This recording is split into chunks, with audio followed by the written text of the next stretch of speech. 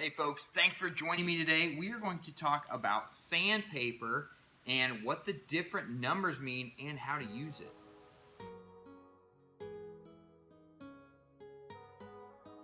Okay, so you probably have seen sandpaper before, but you may not understand what the numbers mean.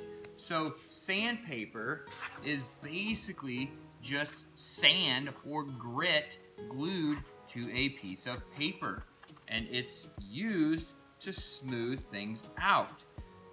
But sandpaper has numbers on it that you probably have never seen, or you might not know what they mean. So what the numbers mean is the amount of grit or the number of grains of sand per square inch. So we have like an 80 grit, a 120 grit, a 220 grit, and a 320 grit. So as you can deduce, the higher the number, the smaller the grains of sand, or the smaller the grit, which means it's smoother the higher you get.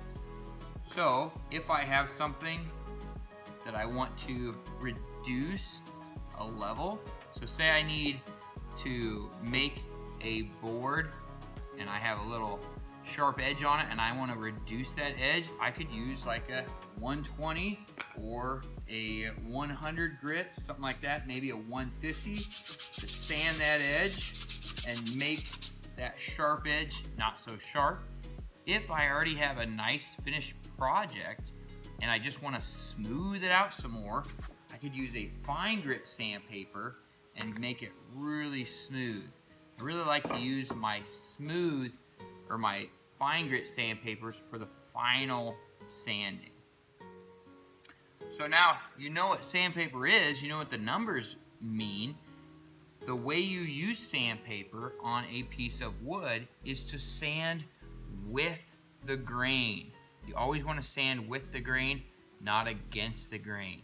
The reason is when you sand, you're basically creating little tiny grooves in this wood. And if you sand across the grain, you'll see those grooves.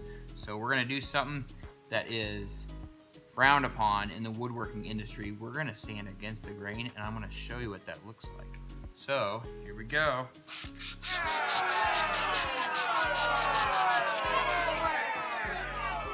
Now you might be able to see that, kind of hard to see at times.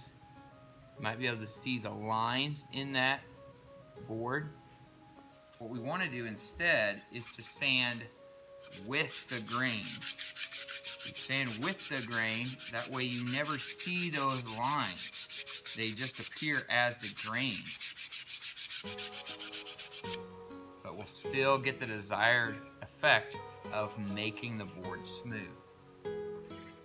Alright folks, so there you go. Now you understand a little bit better what sandpaper is and how to use it.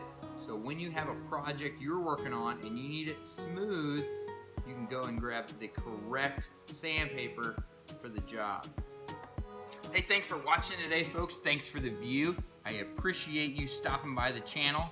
Go ahead and make sure you work hard, because hard work is its own reward. Thanks for watching.